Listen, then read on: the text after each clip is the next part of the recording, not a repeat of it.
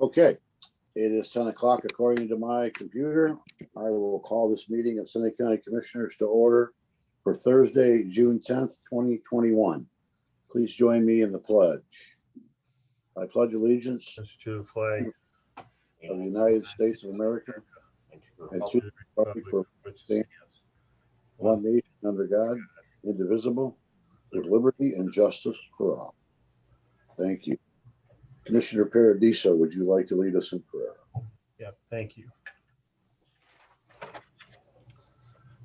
So today, June 10th, we fall between two days I'd like to recognize, God.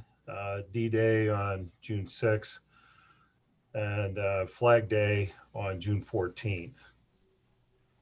They remind us of how blessed we are to be part of this country and all those veterans and people that fought for our freedoms, paid the full price. And it's our job to not only appreciate that, but to continue to tell that story, to live that, and do the best we can here as elected officials, representing the people and in our community. So we ask that you look over this meeting today in the spirit of America and all the blessings that we have. Amen. Thank you. Amen. Roll call, please.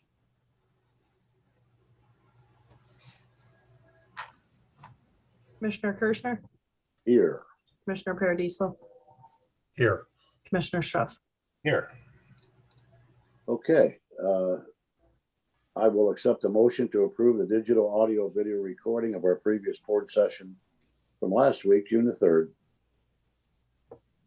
Make that motion. Thank you. Second. Right. Any discussion, any changes to those? Here That includes the EMS meeting. includes the EMS meeting. Thank you. Kylie, roll call, please. Commissioner Schroff, Yes. Commissioner Paradiso, Yes. Commissioner Kirschner. Yes. Okay, Mrs. Wilson. I don't have anything today. All right, I'll begin today. The first thing, let's start off on a positive note.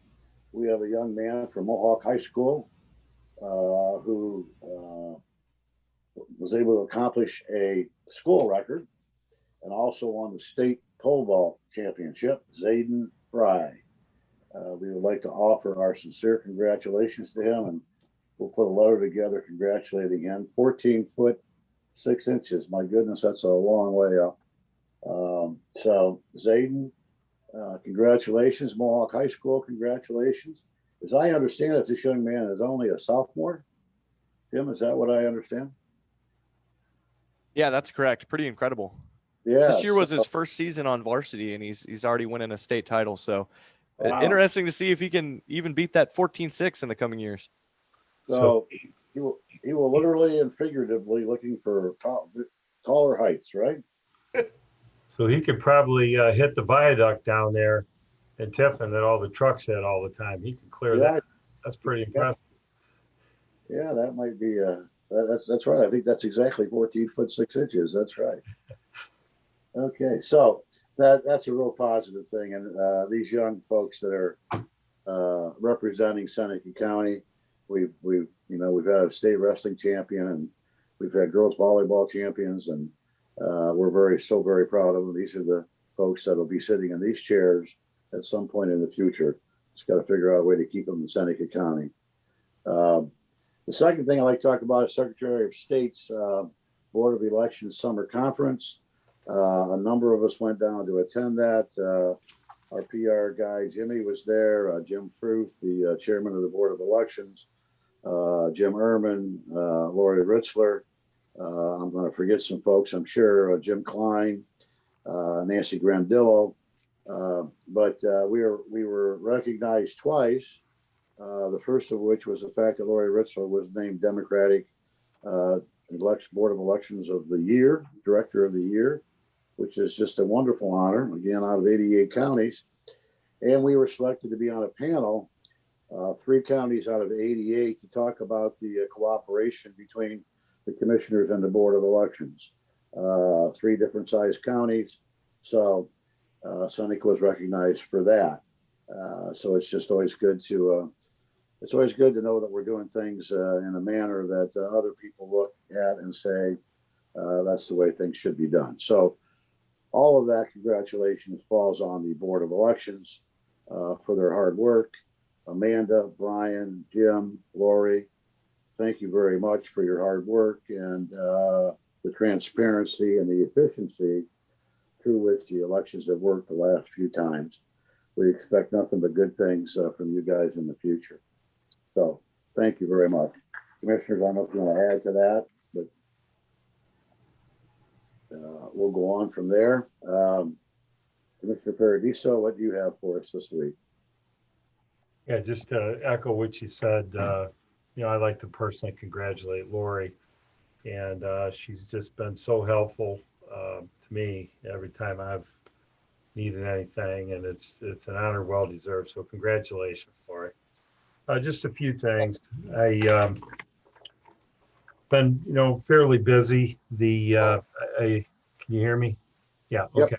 I attended the Fair Board meeting and spoke on behalf of the commissioners last month. It was brought up. They made a request to use our emergency building out there, those facilities. They also asked about EMS coverage.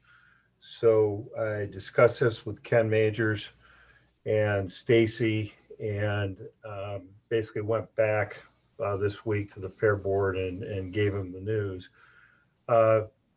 As much as we commissioners want to lend that building out, we've come to the conclusion that it's just not going to work out this year. During COVID, that building was designated as a secure site through Homeland Security. They did a threat study out there. We've got all kinds of securities, key fobs.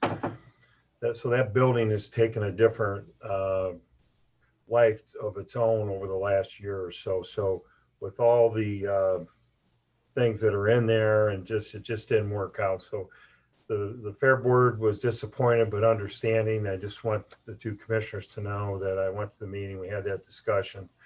I also gave them a little bit of a hint, that maybe someday, sooner than later, we may be vacating that building if all works out, and that building at some point could possibly be turned over to them. So I thought that was good. With regards to EMS, we had a pretty nice discussion. We are not going to man EMS with regards to event planning, but we will be there through the normal protocols.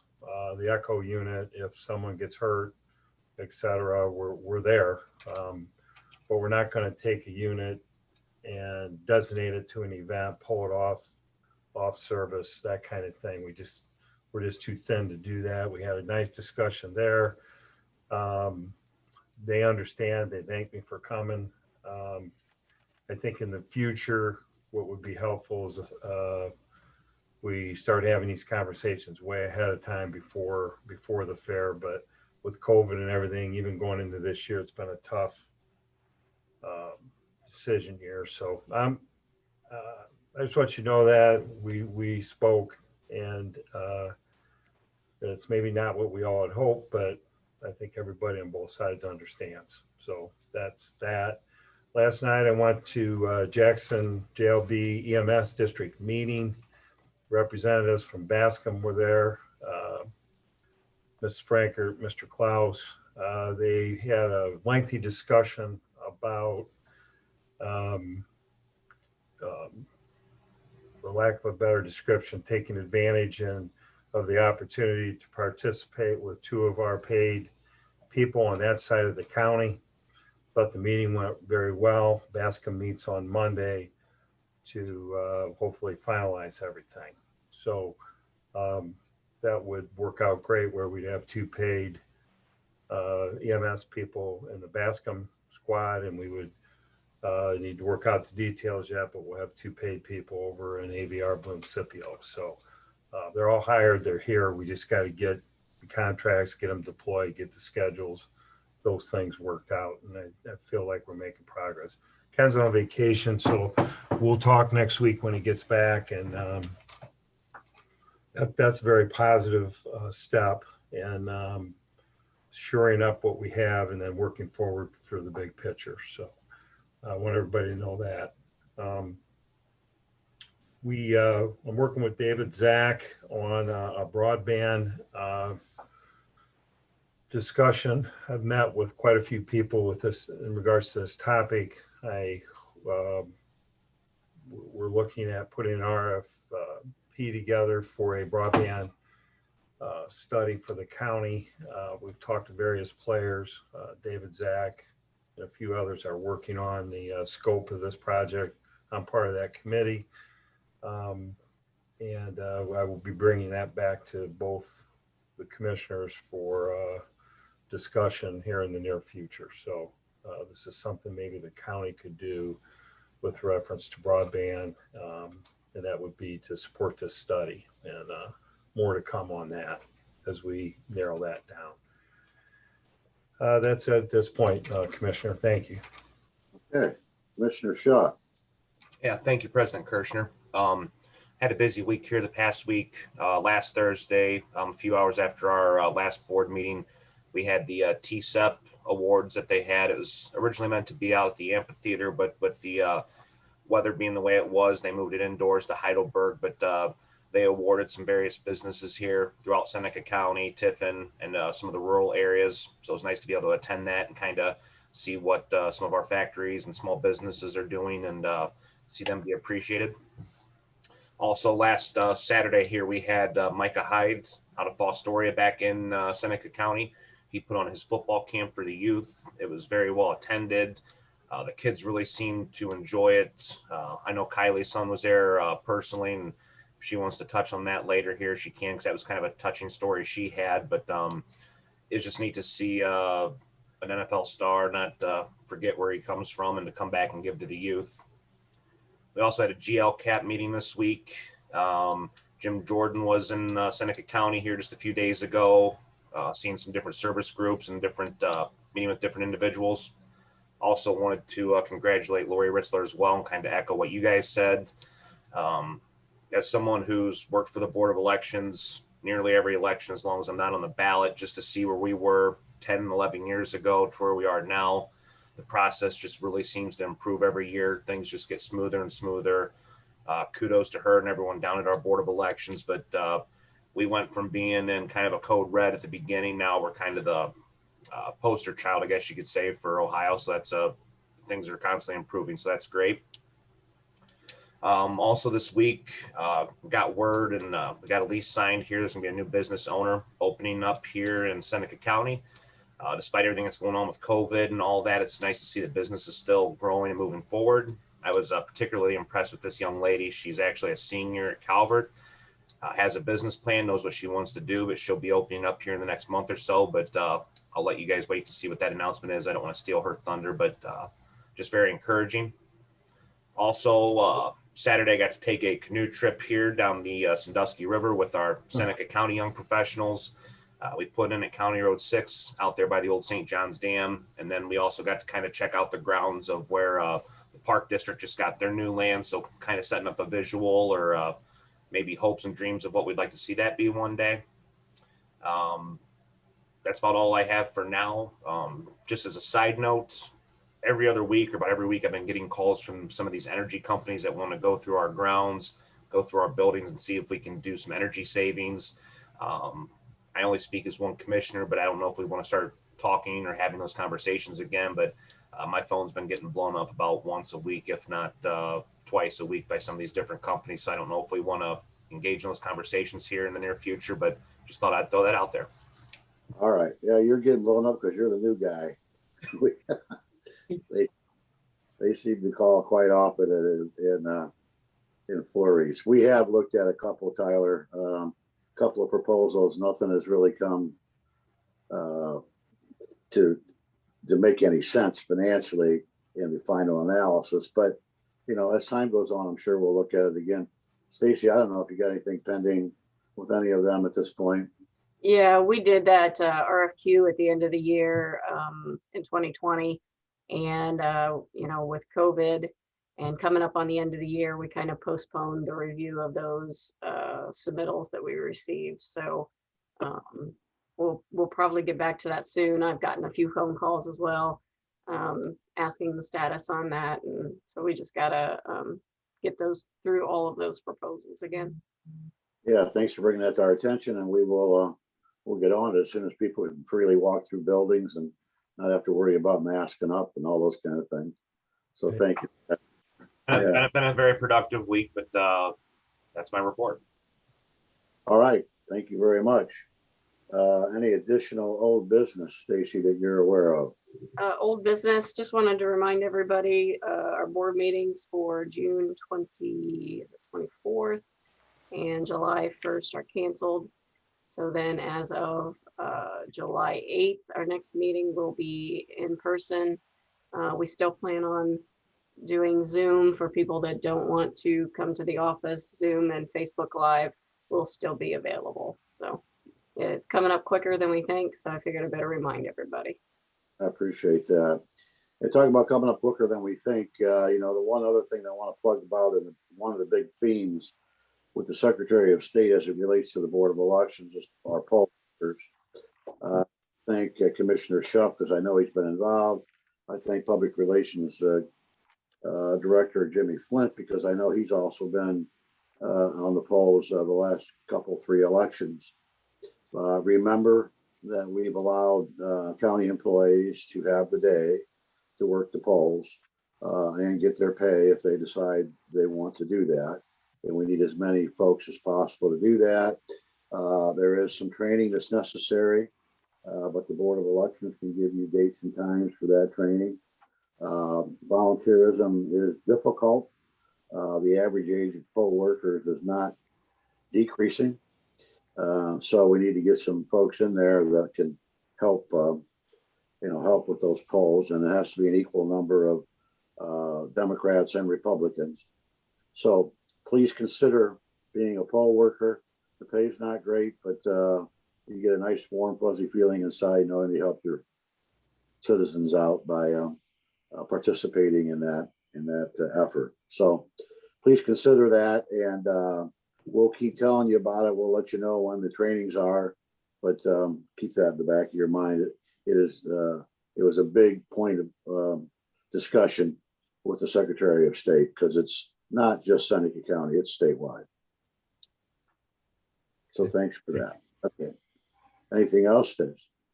Nope, not under old business. Okay, let's get into new business. Okay, I have a few supplemental appropriations. I have a request from EMA needing additional $3,000 in contract repairs. The van that John uses decided to break down, and it's I think alternator or something. So he needed some additional money in contract repairs. He had been doing some tower maintenance, so he ran low.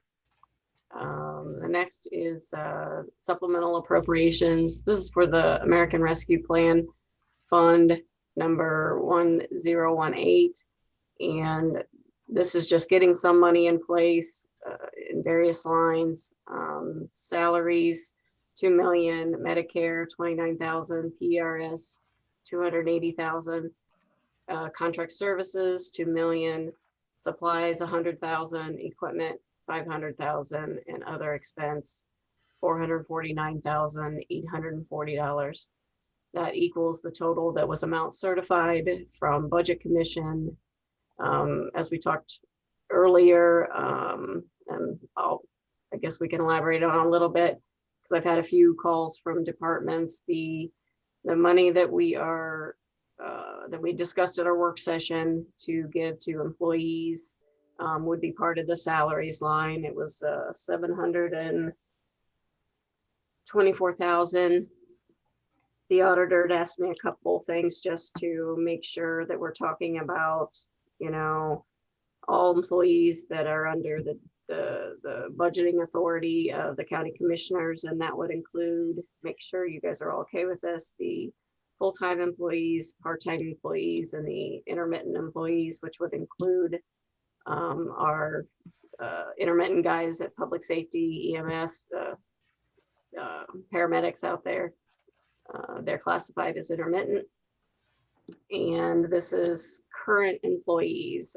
I've had a few questions about, are we doing any sort of retroactive? And I think we had talked at our work session. It's just, current employees as of today. And as long as this is approved today, we will do this on the next payroll. So I have a couple questions. Sure. Yep. Go ahead. All right. So in this account, 1018, you have it broke. Can we move that money around if we need to? Yes. So in other words, you had to best guess Somewhere. put it into something. Okay. Yep. So as long as it's in 1018, it can be in any of these sub accounts. And then when we take it out, we have to take it out under the guidelines. Yep. If for some reason we don't have any equipment that we're doing, but we're doing more contract service with, contract services is a broad spectrum. So that's why the most of it is there, different, because we talked about different things like, cleaning, some of the duct work, different stuff like that. It's most of that will end up being contract services. Anything that would do with the mitigation for the equipment, say air conditioners, furnaces, then the filters and upgrades, capital improvements would go under contract services. Okay, then just a few more questions. So at this point, we haven't spent any of the money yet. Correct. Okay, so now I'm on to the salaries with you. Okay. So are there 362 employees that would be eligible? And does that include part-time? Okay. Yes. When you gave us that number initially of 724, you did include all that. I did. Yep. Okay, so I wasn't thinking that way initially, but now you're asking and Julie's just confirming that we understand that if we allocate 724 and it goes to 362 people in the county, that will include part-time. And what was the third class? How did you, I forget the term. Intermittent. Intermittent. Thank you, Commissioner. So about how many people fall into those two categories? Just curious. Intermittent, I think we have 13 intermittent at the EMS. Part-time, we have very few. Yeah, so we're not talking a lot of people. Right. Okay. And I think that's right for those listening. Where do you cut off? Do we pay people that were here all last year? So basically, if you left the county a month ago, you don't get it. And if you were hired 2 weeks ago, you get it, kind of thing, right? And I think that's probably it's clearly the simplest and maybe even the fairest way to do it. So that's the path we're on, right? So whoever's employed at the time of, is payroll tomorrow or is it next Friday? Next payroll. They're processing this week's already. So actually it should be done by now and you'll get the check The tomorrow. next payroll, okay. Next payroll. Right, I understand. I have no further questions on this issue for the two commissioners. Maybe they have a couple questions because you would like to address this separately, right? Is this something we want to, are we going to act on all these at one time, or do you want to pull out the appropriations for the? Unless you have any other questions. Once we change it, then we could leave it in? Yeah. Okay. And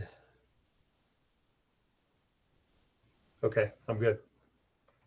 I had a thought, but I think I answered it in my head, so thank you. No further questions for me on the supplemental appropriations. Okay. I have a request for Seneca County Sewer District putting $1,250 into travel and $500 into supplies. I have a request from the treasurer's office, putting 45,000 into bank fees. It was a new line created. Mike and I met with Julie and Paul, and there was some, and maybe Mike, you can explain it, with the interest and the fees. It wasn't necessarily booked as an expense, so that's what that's for. Well, in the past, there were enough compensating balances. In other words, we had enough money in the bank to offset any costs that there might be involved with service fees with the banks. Because interest rates are so low, and because the earnings credit for those funds are so low, the net effect is that you can't keep enough money in the bank for it to earn enough to cover service charges. So those service charges then do occur. And up until now, we haven't had a reason to have an expense line for service charges, but now we have to figure out who gets that expense against their budget, and where does it come from? So it has come from general fund, and it's expense to treasurer's office, just as income would be posted had there been some income earned. So what we decided to do, along with Paul and Julie, Paul is issuing an application for each financial institution that wants to participate, a bid, if you will, for keeping the majority of the county's money. And we're trying to minimize or eliminate the amount of service fees that they might charge. So we're in the process of doing that. But in the meantime, there are some charges, and we have to account for those charges. Is this 45,000 just a number you came up with, or would this represent 6 months worth of fees or a year? Yeah, it was annualized based on the probable fee. Okay. The remainder of this year, I should say. Okay, so a half year's worth. Yeah, we hope, Commissioner Paradiso, that we will get some favorable applications, favorable bids from other banks to do it. But right now, we're in the position that we're in. Okay. Got it. Thank you. And then I also have a request from the treasurer's office. As Mike said, we're putting this out as a request for proposal, which I have another resolution later for that. So the advertising is almost $500. So he's requesting an additional $500 into his advertising expense. I have a request for $800 in the Delinquent Care and Custody Grant Fund. Let's see, I have an advance. Let me pull that one up. I have a resolution authorizing a fund advance repayment from the Wolf Creek Ditch Fund to the general fund in the amount of $61,096.67. And I will go through the rest of these. We'll get back to the sheriff's request. I have a resolution authorizing contract with Kelly Gorey of Rich and Gills Law Group, LLC, for legal services on behalf of the Seneca County Board of Revisions. The contract amount, see if I can find it, $5,800. And that's paid for out of her real estate assessment fund, not the general fund. And then I have a resolution authorizing the 2021-2022 technical specialized consulting agreement with Local Government Services, LLC, on behalf of the Seneca County Auditor, retroactive to June 1st, 2021. This is the one she does every year. I can find the amounts for that. $5,000, and that again is paid for out of her real estate assessment fund. I have a resolution authorizing Mike Kirschner, President of the Board, to sign the 2022 Workers' Compensation Group Retrospective Rating Plan Agreement between the Seneca County and the County Commissioners Association of Ohio. And then I have the, let's see, find a resolution. Resolution setting time, date, and place to receive requests for sealed proposals for deposits of public monies. We have the application here. For that, they can call us, call Paul. But the date is set for Thursday, July 8th at 10:30 a.m. here at the Commissioner's office. The only thing that I will insert is the contract with Kelly Gory and Richard Gillis Law Group. They do an excellent job. I don't think anybody has sat through a board of revisions meeting other than I. But, you know, they save us a whole lot of time because she's very experienced at this. She knows what the state of Ohio will accept or won't accept. If anybody does, I want to take that further. So it makes our decision-making process regarding values a lot easier. She's been up and down the road and has been involved in lawsuits across the state for, you know, companies like Walmart or CVS Pharmacy or whatever it might be as it relates to values of real estate. So that $5,000 with that firm is very well spent. Saves us a lot of time and saves us a lot of research and saves us from making a lot of mistakes. So I want to give kudos to Kelly because she does such a nice job. Thank you. Stace, one question on and if you don't have it in front of you, that's fine, but the Wolf Creek, how many more, how many years are left on payment from them? It was a 5-year deferral, and I think this is year 3. We're in the middle, okay. Yeah. I So can check. we would get sure, but two I think more $61,000. Yep. Well, it gets lower as the years go by because some of them are paid off. The majority of them are paid the first year, Okay. and they have to I pay a saw percentage. you gave me a spreadsheet a long time ago of that, but I haven't looked at it since. So. Yep. But are there any other ditch groups included in that, or is this it? Just Wolf Creek. I think yeah. Okay. Thank you. Yep. Got it. Okay, so you're going to carve out the sheriff's request at this point. We'll go through these. Yep. So I would accept the motion to accept the new business. That includes the supplemental appropriations. That includes the advance payment on Wolf Creek and authorizations that were requested under new business. So moved. I'll second the motion. Thank you. Any additional discussion? Hearing none. Kylie? Commissioner Schuff, Yes. Commissioner Paradiso, Yes. Commissioner Kirschner. Yes. Okay, Stacy? Yes, I'll, since I didn't get it on the agenda, I just put sheriff's request. I will share that so people can see. So we have a reference to discuss. I think sheriff is on. So we have some supplemental requests. As you can see, $159,643.30 into salaries. This is for his roadside. $5,000 in equipment, $15,000 for uniforms, $15,000 for software licensing and service, $5,000 for travel and expense, $15,000 for training, $1,944.68 for Medicare, $23,583.03 for PRS. For the corrections side, salaries, $141,795.69.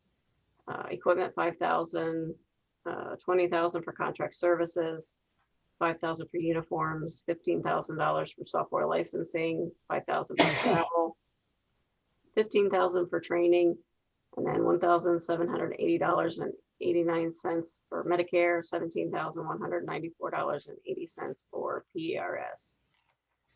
And I can let Sheriff explain anything you wanted to go through. The only couple questions I wanted to, that I didn't get a chance to ask the Sheriff is, I know like for the salaries, that was just for half a year. I forgot to ask about the contracts, software licensing, if that's for a full year, if that's just for a half a year. That's a full year, Stacy. Full year, okay. Also on the contracts repair under the jail, did you leave in the air handler cleaning one? That was 15,000. Oh, nope, it wasn't broke out. It was all included in the. Okay. It was all included. Yeah, we just, Okay. that was what I had faxed you or emailed you earlier a couple weeks ago or whatever to get our air handlers back up, which just went down the last 2 days. So it's been pretty humid in the jail area and the front office area. Okay. Well, we'll continue on kind of with the conversation we had with the sheriff in here. Let's first talk about what we can do today, so that we can take the note. We do have some additional ICE prisoners coming due to the sheriff's hard work, and that would require 5 new detention officers and a nurse. In order for us to have that approved, after reviewing all this, I would be very comfortable with that. I am certainly in favor of all the equipment needs that he's talking about. That would include the software. That would include some training this year. That would include some travel expense. Anything related to those items that are non-recurring, if you will, that we need to catch up on. We have approved $160,000 in vehicles, I believe it is. Is that right, Stacy? Yeah. And we have approved some improvements in the detention center and in the sheriff's office that are done previously. Is that also Yep. right? Well, we're working on, they got the phones installed and up and running. We're working on the cameras. And like Sheriff mentioned, the bathroom renovations, he did have this in the request, but that's a capital improvement that we're moving forward with doing. Hopefully maybe get that paid for out of the grant that GeoCap's doing, but we have to consider that obviously as an expense if it doesn't get approved by the grant. John is working, I think, with maintenance or with the sheriff on the front entrance. I don't know if he's got a hold of you yet, but what we plan on doing is fixing that concrete that you'd asked about, getting that front entrance ADA accessible. And some of those are with grants that are coming, and some of it is pending some of the relief money to see what we can spend on some of these items. Right. That's just to name a few projects that he's asked for. Yeah. Does this include, Commissioner, did we okay the showers and urinals and all that in the back end of the jail? Is that part of this discussion, or is that separate? That was that bathroom reno that hopefully that will get approved in this grant from GeoCap. If not, we need to move forward with it anyway. It needs done. Okay, so there are some items that we're hoping the grant covers, and if the grant doesn't cover it, we're still prepared to move forward with it. Yep. Okay, back to you, Commissioner Kirchner. Sorry. Yeah, I just want to do a 10,000-foot look to make sure everybody's on the same page here. The sheriff's budget that we approved this year was $5.7 million. And if my calculations are correct in conversations with those folks that are putting these numbers together, specifically Stacy and others, if we would approve everything that the request is for, next year's budget for the sheriff annualized would increase to $7.3 million, or 1.6%, or a $1.6 million increase. As I had stated previously, from my standpoint, I don't want to put any burden on future commissioners that they can't afford. So I'm very careful about approving anything that is a continuing expense at this point. I'm more than willing to approve those items that we need from a equipment standpoint and from a training standpoint, and people that we need at the detention center. And I'm not sure how all that breaks out. What I have been doing and what I've requested some of the office staff to do is to get me some numbers from similar counties, similar size, similar situations, to understand what their sheriff's budgets are, so that I can get my arms around what we think is fair. We also are, remember, going through a process to get the deputies and related employees up to mid-salary by injecting or increasing base salaries and increasing current salaries to get those folks in mid-range. That's where we want them. It's one of the first tasks of our new human resources. So the point that I'm making, and I'll get off and let the rest of you guys talk, is that I'm happy to do equipment. I'm happy to do detention, correction, nurses, and capital improvements that need to be made, especially those that we can get out of the grant or that we can get out of the American Relief Fund. I want to have a little more time to understand exactly where we need to be as it relates to road officers and other new employees before I approve that. So I'll get off my soapbox and let you guys talk. Okay, I guess Commissioner Schuff, you want to go next? Sure. Yeah, I kind of echo a lot of what President Kirshner says. Don't want to tie the hands of future commissioners, but after going through the jail out there and the sheriff's department, after talking to numerous officers out there, I mean, I know we're spread pretty thin. I look at it as an investment in our safety services, in our sheriff's department. After looking at the numbers of comparable counties and what the compensation is, it seemed like we were in the bottom portion in a lot of areas. I'd like to see us brought up to mid-range or at least competitive. It sometimes it can cost just as much to train somebody, and then you might be training them for another county or another jurisdiction. But I'm fine with a lot of this. But is there any way to put like a stipulation as long as the ICE or the ICE program is still going, or we still have those detainees? Can you kind of tie something in with that? If we lose ICE people, or if we keep them or get more, is there a way to put maybe a stipulation or kind of a roadmap on that? Well, if I could answer both you and Commissioner Kirshner on the request that I'm asking for on personnel side. You know, I understand on the equipment side and stuff like that. Those are issues that need to be fixed and stuff, and I get what you're saying there. And even on the jail side, with the extra detainees we got in. So on that chart that I gave you a couple weeks ago, with at right now where we're at with the 35 detainees, if this makes you feel any better, at the current rate that we're charging, not the rate that we can charge once we hire the new COs and the RN and can go back and meet the 2019 federal standards, so we can charge more. But just with the current, for the rest of the year, everything that we make on the detainees at 35 at our current charging cost per day per detainee will cover all the expenses that I'm talking about on the personnel side.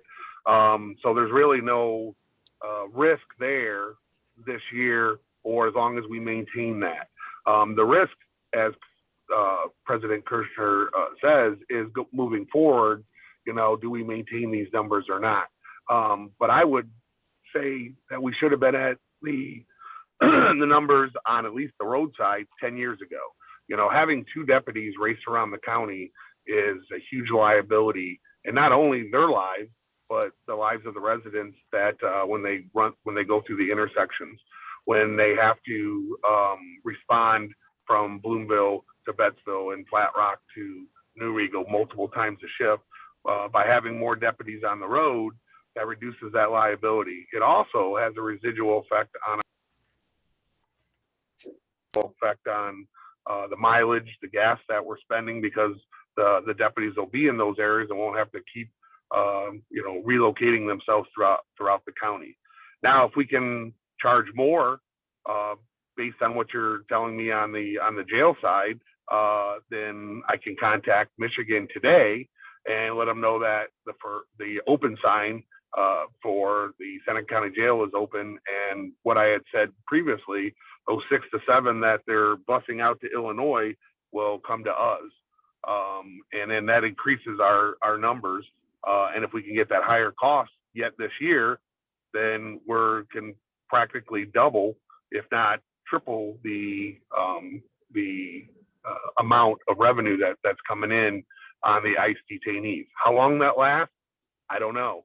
You know, that's all going to depend on if other counties decide to get out of the business like Butler County did, then that was a benefit to us. So the government isn't going to guarantee us anything, isn't going to put anything into writing. It's a leap of faith. I'm asking, I guess, you to trust in me that I'm going to do my due diligence in getting the best bang for our buck, and that includes increasing our per detainee per day cost, because now we're going to meet those standards.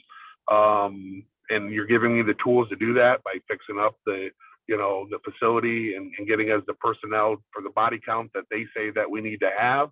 But on the roadside, I really need you to look at the liability issues of the minimum deputies that we've had. I've asked them to do more, and if you ask around the other counties are handling accidents, so we're handling accidents now. We're handling a lot more calls for services that they were not handling in the past. So we're providing a better service to our residents and not being reactive. We're being proactive with just the amount that we have. That only lasts so long before they get worn out and tired because there's just no help there. 2 deputies, getting call after call after call is going to have a burnout factor. Right now, there's that little bit of honeymoon period, where they're accepting it. They see that there's a light at the end of the tunnel, that we could possibly be getting them more help on the road, better vehicles, better equipment. So they're up to the challenge. But taking report after report, day after day, and then not being able to follow up on those reports, that's the biggest thing. Having the manpower to be able to do more than one detective for the whole county, on metric or handling the type of sex assault calls that we're getting in daily, and being able to have the time frame within your 8-hour work schedule to follow up on those calls for services. So with the numbers that we're seeing and the numbers that I could get from the detainees, you have that chart in front of you. The sky is the limit there if we can get the facility up to the standards and get the manpower that we need. I know you already okayed the jail side or on the route to okaying that side, but it's kind of to me, a same scenario. On the roadside, it's just as much of a liability not having the amount of personnel there. And again, we can cover that with the revenue that we're bringing in from the more detainees that we're bringing in. If we get to the point where Commissioner Schuff is talking about, the numbers start to drop again, or the government is having less of a detainee issue, sending them out to the facilities, then we're only talking an increase of 5 on each side. That can be covered through attrition, meaning retirements, resignations. I just won't hire again, which means I would have to be in communication with you, which I would be anyway with budgeting and everything to show that, okay, next year, we're getting told that the detainees are, we can see the writing on the wall, the numbers are going down again. So then we just look at who's retiring, who's resigned recently, and just not fill those positions to have a less impact on the budget the following year. And I hope that helps a little bit on where I'm coming from on the explanation of the why. Scheduling wise, but also the residual effects on our maintenance of our vehicles and mileage and everything like that. I'm not sure about the other commissioners, but that makes me feel a lot better. Yeah, Sheriff, if it were up to me, solely up to me, I would give you everything you want, because law enforcement is so important to us. But again, going to bigger picture, we are only certified for so much money every year by virtue of what revenue we can anticipate coming in. This year has been a great year as it relates to sales tax. We don't know what's going to happen in the future, but we would have to ask certification to be increased by $1.5 million next year. I'm not sure that that's going to happen, and that doesn't happen. That means that if we approve these items, that other areas are going to have to be cut. So it's just a big picture question as well as it is a specific request question. If you understand where I'm coming from there. I do. So, Sheriff, I have a couple comments. I mean, there's a lot of moving parts here. Just a couple thoughts and I'll get into my comments. I made a few notes as everyone was talking. If the ICE prisoners went away, you still have the ability to contact others in the state for state of Ohio inmates, right? Yeah, out of county, and we already do some of the felony 5 housing as well. That the state's trying to get more of a push for the local jails to take the nonviolent white collar crime felony 4s and felony 5s and house them locally versus housing them in a state penitentiary where, you know, they're going to see and maybe become more hardened criminals. So we already got a couple of those that are in our facility.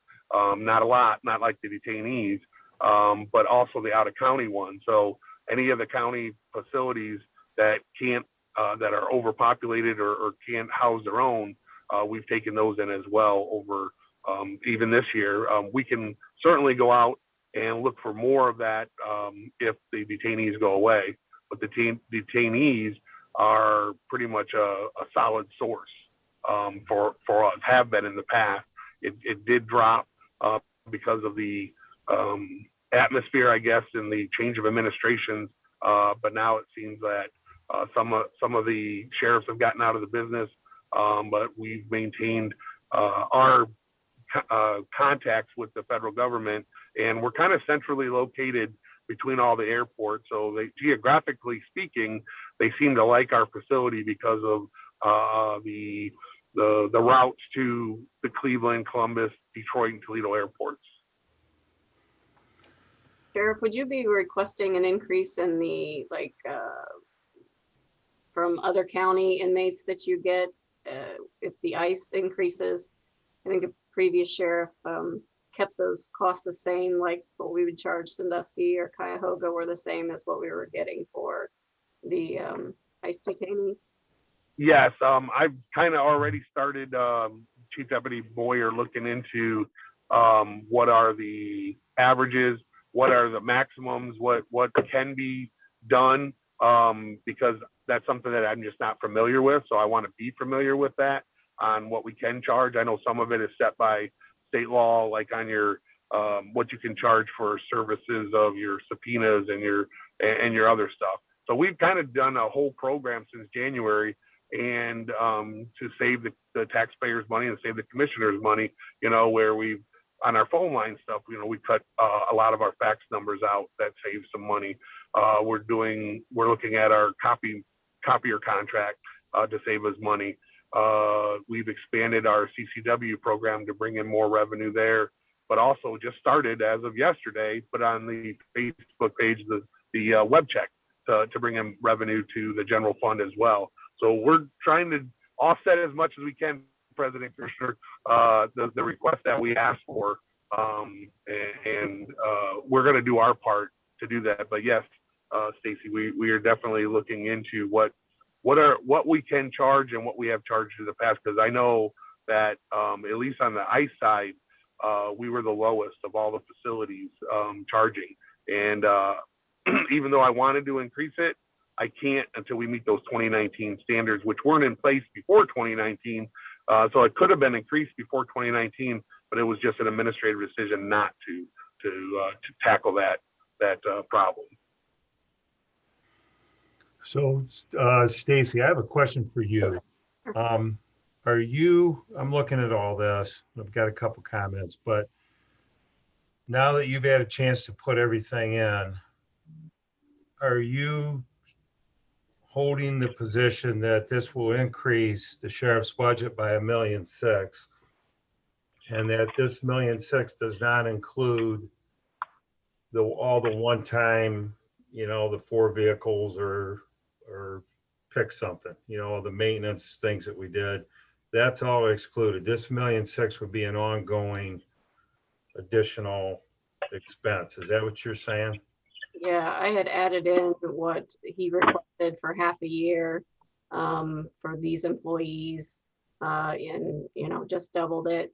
I included a preliminary cost of what, depending on what the union negotiations comes out, the cost of some changes there, and then just calculated a 1%, 2% increase. Obviously, again, what the union decides, what we agree upon with the unions. Those are the things I've added. There was just a few things in here that obviously the previous sheriff didn't have in that, you know, Sheriff Stevens is trying to be proactive. We didn't have uniforms in there. We didn't have training, travel in there like he's doing now. So it's just a sticker shock when, you know, I see it hitting the budget looking at 2022 compared to current. I mean, not that I don't understand it. It just gives me concern that It does me too, Stacy. yeah. So this would be my comments to my two commissioners and Stacy and the sheriff. You know, Sheriff, you've done a great job of explaining your initiatives, your thoughts. You know, you've been very transparent. You've been talking to us for ever since you were elected. So I give you that. I mean, I really appreciate that. My biggest problem is I just don't understand everything. You know, I'm just not comfortable with the bigger picture, as Commissioner Kirshner said. And let me give you just a couple thoughts. So if your budget now is 5.7+ million and it goes to 7.3 million, you know, that's a 28% increase. That represents about 8% of the entire county budget at this point. There's no question we are listening, and I want to support what you're doing out there. If you break this down into 4 buckets of money, and the A would be all the one-time cost. I mean, they speak for themselves. The air handlers, all the concrete out front, you know, those kind of things. Number 2, the contract negotiations that we're 6 months behind on. Number 3, the need for the jails. And then number 4, the road crew and some of that. So we have to do the first one. We have to do the second one. And we've just committed to doing the third one, right? We're all in on ICE. We're all in on you hiring, doing whatever you need to do to get to 2019 compliant. So really, the only place we have any wiggle room is this last piece. And we're not saying today that we don't want to do it, that we're not going to do it. I think what Commissioner Kirshner's saying and I'm saying is, I have a hard time saying yes to everything, adding $1.6 million to the budget when, and you can appreciate this, we have a lot of other moving parts within the county, including our general fund revenue, what we're carrying over, CARES Act. I mean, just a lot of moving parts. So what time does is it clarifies the uncertainty. So, you know, as every day and month goes by, the you know, this becomes clearer. Now, I just want to make sure you and I are on the same page, and we always get on the same page. So if we're not, you tell me. But last year's jail revenue was $900,000, and we're trending less than that. So if you start bringing cash in, and then thinking that you're paying for it, I think that only happens once you get back to the 900,000 number, and then you start bringing revenue in above that, and that actually contributes to your budget, because we've already baked in the 900, which we're down on. You know what I mean there? Does that make sense to you? Yeah. So you've got a little catch up there to do, but, and then I'll finish this. I there's no doubt in my mind, if you can get the pricing that we've discussed, and those kind of things going to make a huge difference. So, you know, so that's where I'm at. I'm not saying no, but I'm saying no I know. today. Okay. I- Kind of. I So would- go ahead. Yeah. I would submit to you guys, all three or all four of you, you know, that it's hard for me because I feel in looking at everything over a 6-month window now that what I'm requesting is where we should have been 5-10 years ago, you know, so then it wouldn't be such a hard pill to swallow. And you know, as far as the road and the jail, I kind of separate those two, which they are. They're separated in different budgets. And I understand the, you know, where's the money going to come from? We do have the money in the jail, you know, for the detainees to cover that, but that also should, you know, include the road as well. It's not going to happen overnight.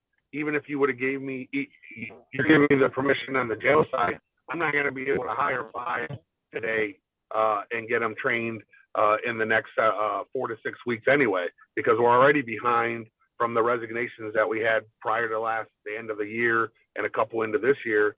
You know, we're 6 behind there already, and we've got 2 in training.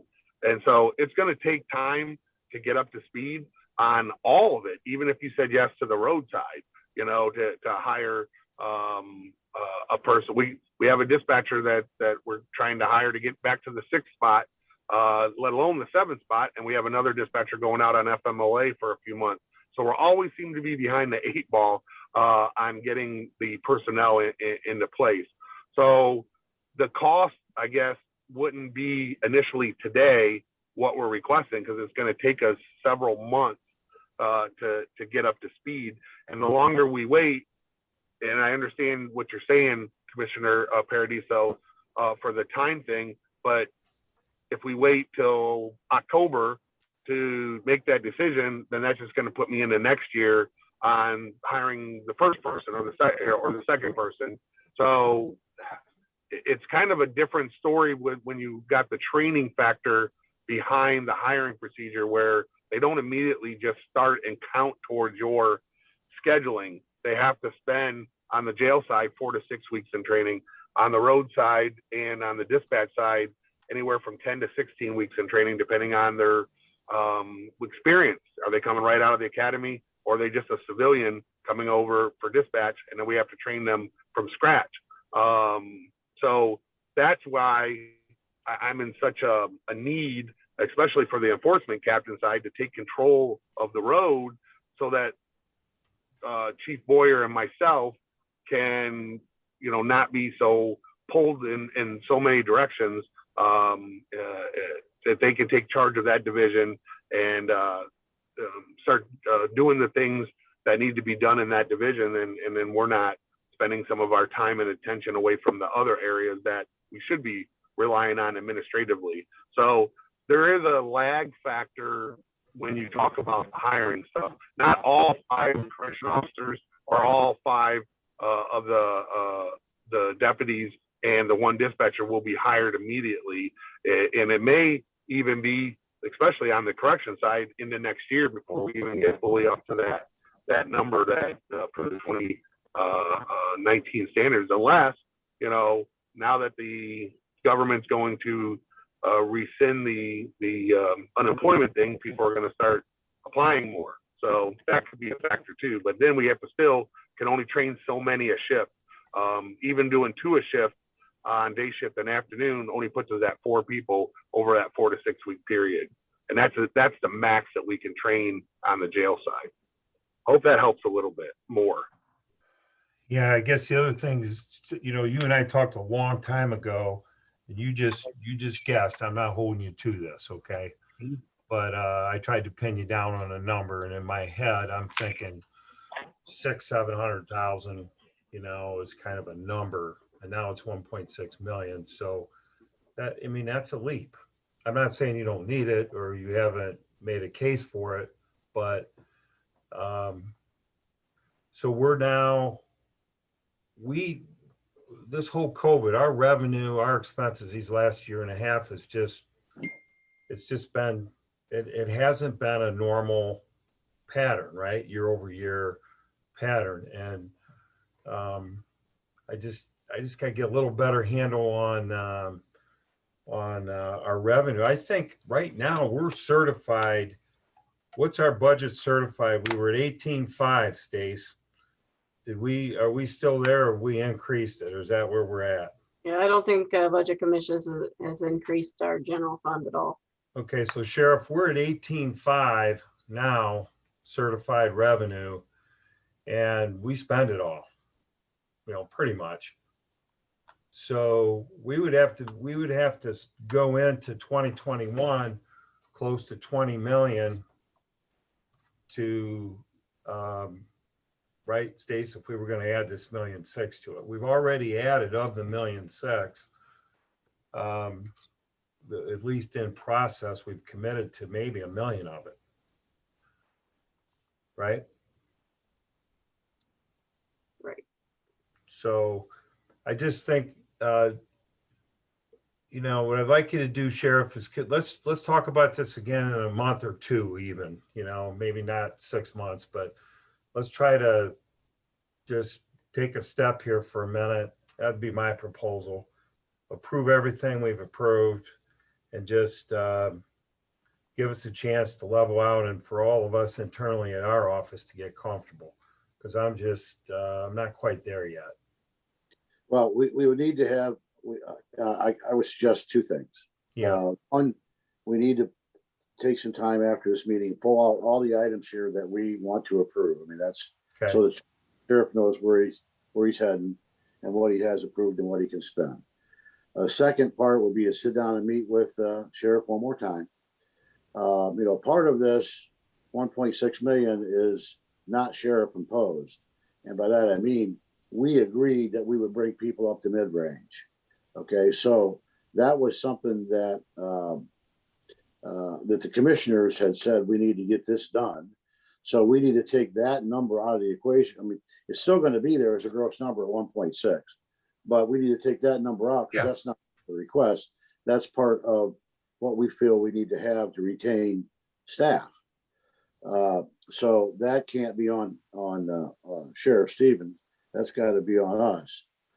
So we need to take that out of there, and then we need to have a discussion about, can we hire 2 at a time? Can we get by with 3 as opposed to 5? I mean, all those discussions need to take place. So Right. we're not going to settle it all by having these conversations via Zoom now. We need to have a work session. Hopefully we can do that, Stacy, next week or sometime between now and next Thursday, and pull out the things that we can approve, the things that everybody agrees that we can approve, and then sit down with the sheriff after that and say, okay, here's what's left. Now we have to have another discussion to I like that process. That's all we can do. Yeah. Right. Okay, so if that works, we will set up a date to be determined for a work session for the commissioners. Pull out the items on the requests that we can just put to the side and say, those are done. Those are approved and we're ready to go forward with those. And then sit down with the sheriff one more time and say, okay, we've approved 12 items. Here's the 8 that are left. Let's talk about those 8 one by one. How's that sound to you, Stacy? We can do that. Okay. Can I ask that at be Monday or Tuesday? And the only reason I say is because Wednesday I have surgery. Thursday I'll be down and might be back to work Friday. I'm not sure, but so that would push it into the following week if you have to go Wednesday, Thursday, or Friday. We will try to get it on Monday or Tuesday. I'll make Okay. Would the sheriff be involved in the first meeting, Commissioner, or just the following? Doesn't need to be, because we're just going to pull out what we think. Oh, okay. All right. I'm sorry. I misunderstood. Yeah. All right, we're going to pull out what we know we can agree to and get you a message that says these are all done. Okay. Next step Then would be. don't worry about that. Is that okay? Yeah, I like that approach. And then we'll get back to you on the other. Okay. Commissioner Schuff, you Sounds good? reasonable. Yeah, that's fine with me. If we want to have a work session and kind of dive into the weeds here a little bit more, I'm fine with that. So, Okay, I like your suggestion, Commissioner Kirschner. And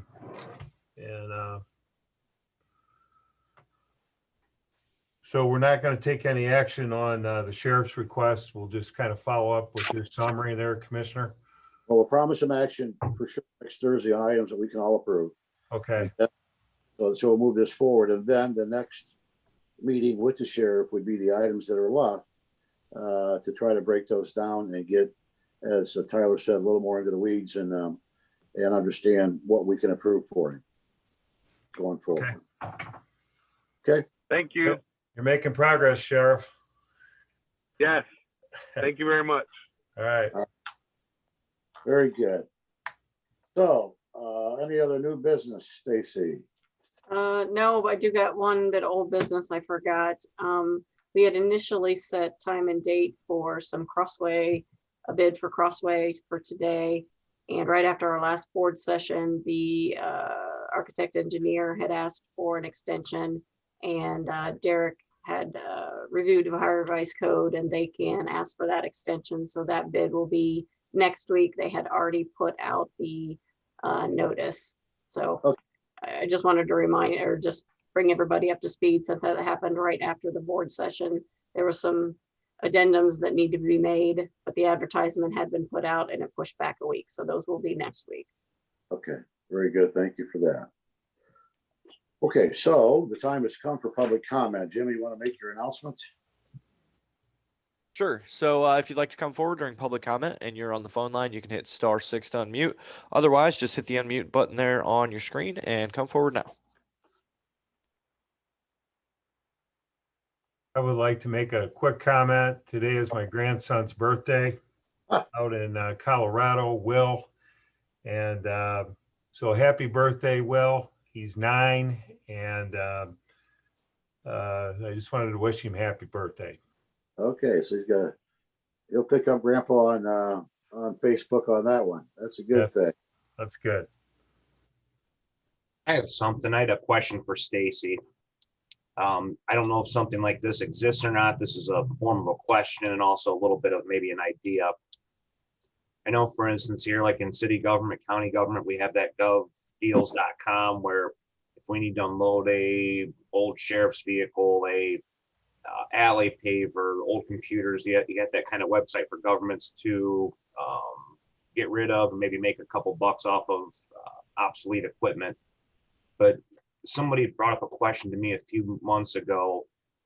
As far as our advertising process goes, whether it's for paving or it's for a job on a roof improvement or work, I know we traditionally advertise in the local paper.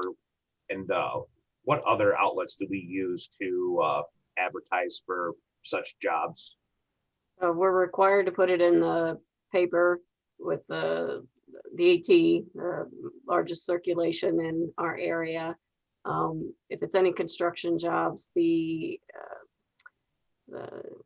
Dodge report, the different entities, they always pick it up off of our advertisements. But legally, we just advertise in the paper. It's usually on, if it's ours, we post it on our website. If it's the engineer's bids, they're all on his website. So we get the information out there. We do what we're required.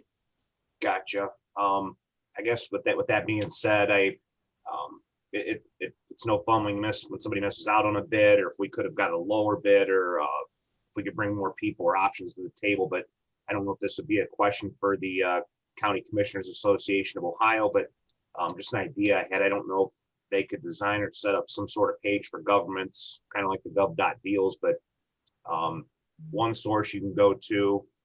You can pick what areas or counties or a diameter or radius of what you want to stay in. And you can see the different jobs, whether it's the paving, whether it's roofs, whether it's HVAC, whatever it may be.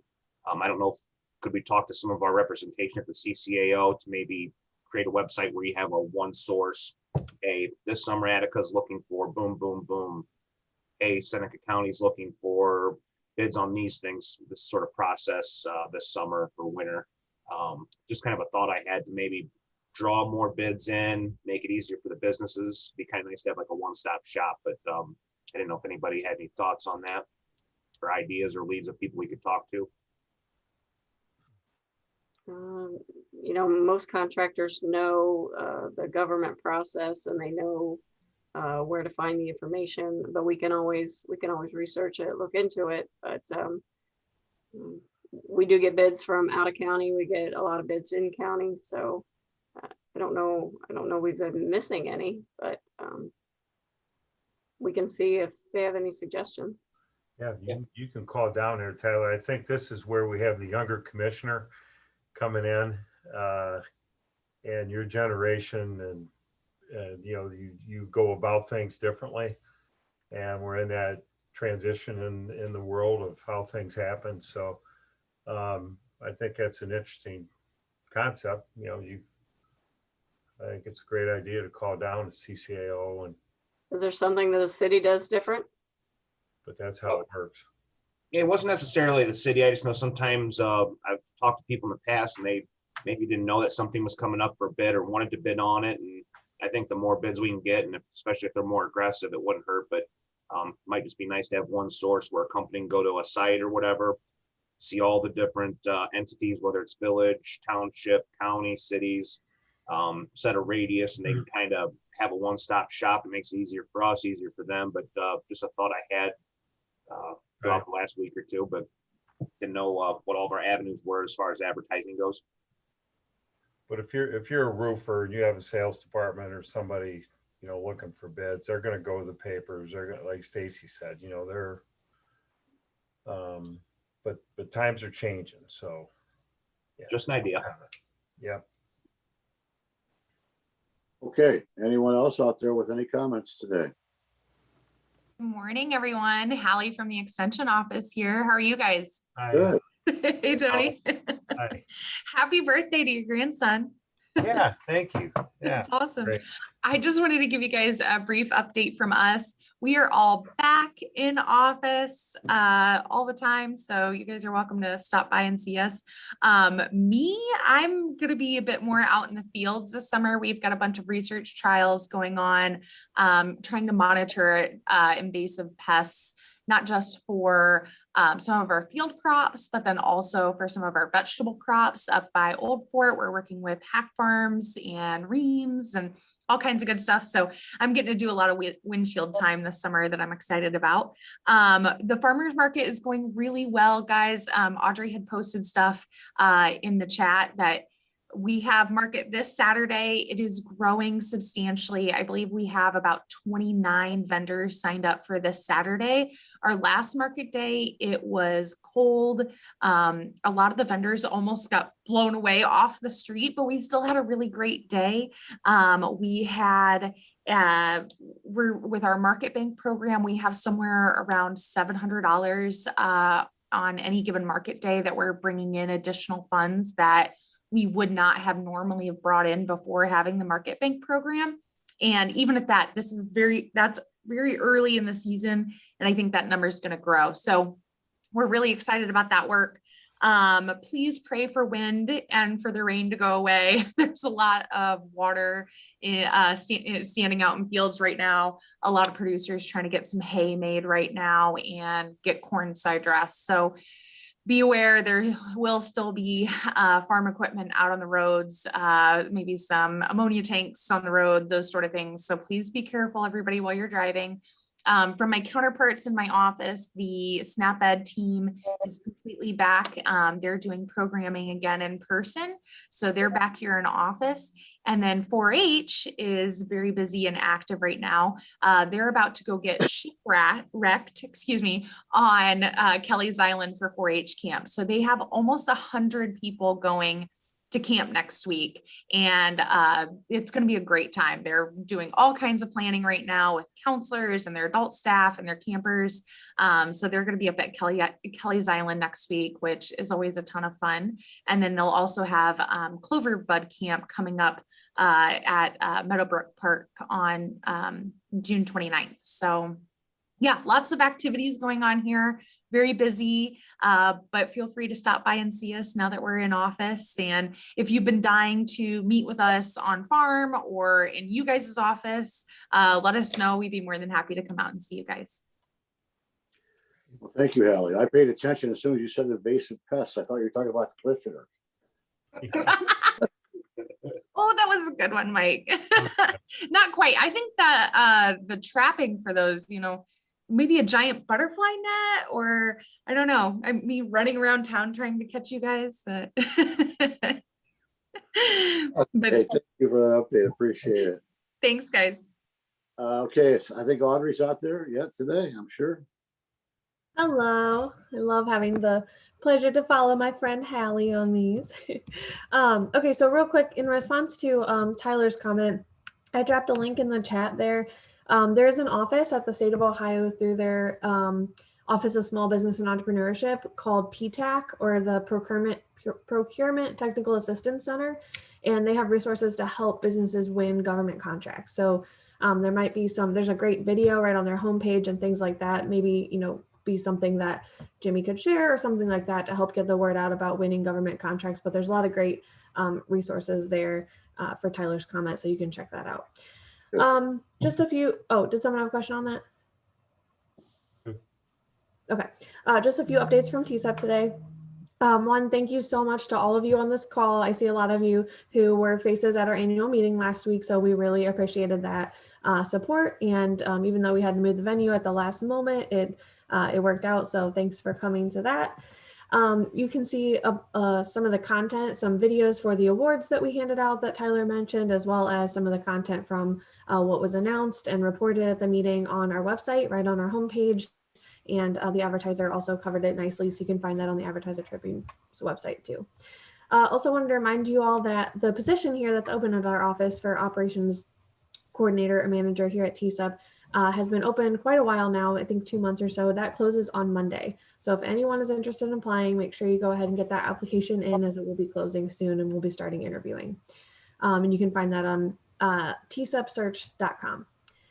Wanted to make sure you saw a big announcement from Nick on the Sunoco expansion project. So that was a really great local investment. So you can find that on our website, where I dropped the link in the chat as well. From Amy's perspective on the downtown, she wanted to remind you all that there is both trivia night at the East Green Amphitheater and a car show going on for the third Thursday of the summer. Next Thursday, that would be the third Thursday of June. So check out those things downtown from Amy and her crew. And also, as Hallie said, just a reminder, the farmers market is this weekend. We'd love to see you all there. And we are both really excited about that with our work on Seneca County Common Ground. And I think that's all I have for you today. Anybody have any questions for T-Sep? That's good. I noticed Tiffin Metal Products has a lot going on. Did I miss that announcement? Did we announce that somewhere? That's a good question. I'll have Nick reach out to you on an update with that. I don't know off the top of my head, because that's his area. Yeah. I think there was something in the past year that we did put out about them, but I'll have him check in with you for sure on what that was. Okay, just curious. Okay, thank you, Audrey. Thanks for the update as always. Any other comments out there, Jimmy, you see, or anybody would like to jump forward? President Kirshner, was the supplementary appropriations approved? I missed that motion if that was not the case. It was. They were all approved except we carved out the sheriff. Okay, all right. Thank you. Sure. Great. Next we'll have Mike Ditto. Mike Ditto. Hello. Good morning. Good to see you all. Just wanted to chime in real quick on a couple of things. Number one, I had a conversation with the Office of Budget and Management this week. They are still trying to determine what to do with the township funding through the American Rescue Plan. I know that's been a cause of discussion here in recent weeks. So they're trying to get that figured out, but the state has not made a decision on how the allocation will go. But we expect to know that. Probably we'll get a little advance notice, and I will share that with you as soon as it becomes available. Additionally, the state budget is being finalized right now. we're putting together a summary of kind of the major items that will impact the counties that are in there. We'll send that to you once it's complete, and that should be done here in the next 2.5 to 3 weeks. So the Senate has approved their version. Now the House has to modify or whatever and send it back for final approval. That's exactly right. The House will likely do that. They'll start that process today. And the question of the year so far is any word about whether or not Zoom meetings are going to be allowed past June 30th? I checked with the Senate policy director just this morning to see if there was anything discussed about that beyond the standing bill that is not moving. She said there's not been much chatter about it, but it is something that could be inserted in the final days of the budget. So I don't know that anybody has filed that amendment yet, but right now we're still at the end of the month. Perfect. All right. Thank you. Of course. I see the Senate removed the broadband, 200 million broadband. They did. And I allocation. So that'll be, there may or may not be money in the final bill for that, right? That's right. And I think that's probably going to be one of the larger points of contention between the two chambers, because I know that the House members, from talking to them, they truly want that. So we'll see what the final product looks like, but it could be anywhere from 0 to the maximum that the House put in. So we'll see. And just more of note, nothing to do about it. The chamber is having a kind of a once in a lifetime debate right now on whether to expel the former speaker, Larry Householder. So that debate is happening today as well. So a lot happening in Columbus. Wow. Thanks, Mike. No problem. Thank you. Good updates. Anyone else out there, Jimmy? Seeing none at this time. I had something real quick. If is Kylie still on? Yeah, I see her. Hey, Kylie, I don't want to put you on the spot, but if you'd like to take a couple of minutes and just kind of tell the guys the story of what happened here this last week, and I thought that was really cool. And if you wouldn't mind sharing, it's a proud mom moment. So You're putting me on the spot, Tyler. Mom. Yeah, my 9-year-old Cooper attended the Micah Hyde camp on Saturday. It was very exciting for him to get to have that opportunity. As Micah, they only allow so many kids, as I could see why now. There is a lot that goes on there, and there is a lot involved. So he was really wanting to get an opportunity to kind of be one-on-one with Micah. And I was like, it doesn't look like it's going to happen, but he's really busy.